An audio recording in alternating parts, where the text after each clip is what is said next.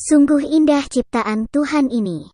Pulau kecil seperti surga yang jatuh ke bumi. Gunung-gunung menjulang tinggi dan hamparan laut biru nan jernih. Itulah panorama alam yang maha indah di Pulau Banda. Pulau kecil di bagian tenggara Pulau Ambon, Maluku. Alkisah, pada zaman dahulu kala di Pulau Banda hiduplah sepasang suami istri. Sang suami bernama Andan dan sang istri bernama Dalima. Andan dan Dalima hidup saling mengasihi dan hidup bergotong royong. Pasangan suami istri itu tinggal di Gunung Kumber. Pada saat itu, Gunung Kumber juga dikenal dengan nama Gunung Kulit Cipu, Gunung Bendera, dan Gunung Sarua. Andan dan Dalima hidup dalam kesederhanaan dan selalu rukun.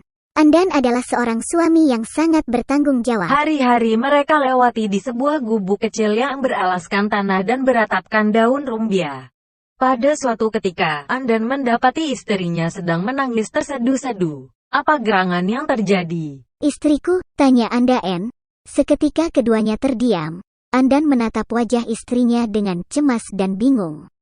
Apakah ada orang yang menjahatimu? Katakanlah, akan kukejar kemanapun ia pergi.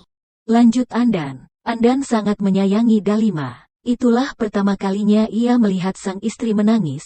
Aku merasa bersalah padamu, suamiku, jawab sang istri sambil mengusap air matanya. Air mata kesedihan yang telah ditahannya dengan sekuat tenaga sejak beberapa hari ini. Apa salahmu?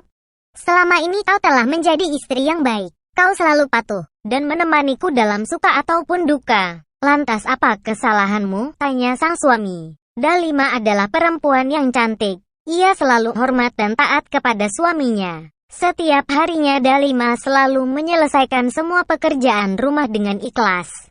Wanita yang rambutnya selalu disanggul rapi itu menyiapkan makanan dan sesekali mengikuti suaminya berkebun di sekitar rumah mereka. Tutur katanya sangat lembut. Sudah 5 tahun kita mengarungi bahtera rumah tangga, tapi aku belum bisa memberikanmu keturunan. Maafkan aku, maafkan aku. Apakah hal tersebut yang membuatmu menangis? Itu bukan kesalahanmu, istriku. Bersabar dan berdoalah. Mungkin Tuhan belum mengizinkan kita untuk mendapatkan buah hati. Cukuplah engkau selalu menemaniku. Itu anugerah terbesar dalam hidupku, bujuk Andan.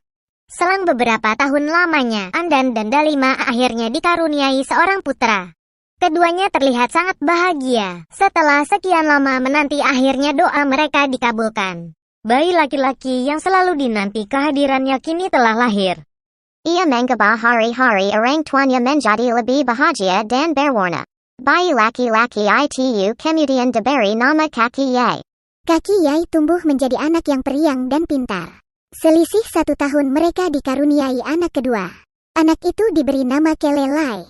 Kaki Yai dan Kelelai menjadi sumber kebahagiaan Andan dan Dalima kala itu. Anak-anak kita sudah semakin besar. Mereka tumbuh menjadi anak yang sangat pintar. Pada saatnya nanti, akan kuperintahkan untuk menjaga pulau-pulau kecil di sekitar sini agar tidak dikuasai oleh para pendatang. Bagaimana menurutmu, Dinda? Tanya Andan kepada istrinya. Apapun keputusanmu, itulah yang terbaik suamiku. Kelak mereka akan menjadi laki-laki gagah dan pemberani, ungkap Dalima dengan penuh harap. Waktu terus berlalu, tawari yang kedua anak itu menghiasi kehidupan Andan dan Dalima di Gunung Kumber. Kehidupan mereka terasa sangat sempurna. Kaki Yai sangat menyayangi adiknya walaupun sesekali ada pertengkaran-pertengkaran kecil di antara keduanya. Sebagai kakak, Kaki Yai selalu diajarkan oleh ibunya untuk mengalah kepada adiknya. Sejak kecil mereka telah diajarkan tentang sayang menyayangi. Sampai suatu ketika keluarga kecil itu dikaruniai 2 anak laki-laki lagi. Yang ketiga bernama Lelewai dan yang keempat diberi nama Kele. Perkiraan Dalima ternyata meleset. Ia mengira akan mendapatkan seorang anak perempuan. Ia pernah bermimpi melihat seorang anak perempuan yang sangat cantik. Anak itu bermain dan... Mungkin itu hanya bunga tidur saja. Laki-laki atau perempuan sepatutnya lah kita syukuri. Anak adalah anugerah terbesar yang diberikan Tuhan. Sadar Dalima, setiap harinya Andan memancing dan mencari siput di laut. Namun, ketika alam tidak bersahabat, Andan memenuhi kebutuhan hidup keluarganya dengan berkebun di sekitar tempat tinggal mereka. Begitulah Andan memenuhi tanggung jawabnya. Sebagai kepala keluarga, ia selalu bekerja keras memenuhi kebutuhan istri dan anak-anaknya. Izinkan kami untuk membantumu, Ayah, kata ketiga kakak beradik itu melihat ayah mereka sibuk mencabut rumput dan membersihkan ladang. Masuklah ke dalam rumah, Nak. Hari akan hujan, perintah sang ayah sambil menatap langit yang makin gelap. Hari itu cuaca sangat mendung. Udara terasa dingin. Pohon-pohon kelapa melambai-lambai. Hari memang akan hujan. Kembalilah dan ajak ayahmu pulang, Nak. Hujan akan turun, perintah sang ibu kepada si sulung. Baik, Bu, jawabnya. Tak lama kemudian, hujan pun turun. Berkumpullah semua anggota keluarga di dalam rumah. Suasana seperti ini jarang dirasakan oleh Dalima dan anak-anaknya. Terkadang, sang ayah bekerja sampai hari menjelang malam. Ayo, makanlah sebelum makanannya dingin, ajak Dalima. Semoga saja besok hari lebih cerah agar kita bisa pergi melaut.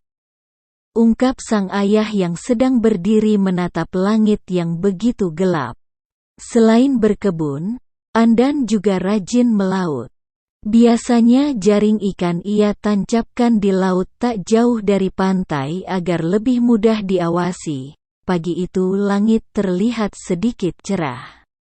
Andan berjalan menuju pantai hendak memeriksa jaringnya. Ketika itu air pantai sedang surut. Pantai ini sangat indah. Sungguh sempurna ciptaan yang maha kuasa. Airnya biru dengan hiasan karang-karang kecil berwarna-warni. Hamparan pasir putih di sepanjang pantai menambah keindahan pantai itu, kata Andan dalam hati. Setelah beberapa saat menunggu, Andan mulai mengangkat jaringnya. Akhirnya ada ikan besar yang terjaring. Semoga bisa dibawa pulang untuk dimasak hari ini. Sungguh tidak disangka ternyata bukan seekor ikan besar yang terjaring. Seperti dugaan Andan. Apa ini? Tanya Andan dalam hati sambil mengeluarkan baju yang terkait di jaringnya.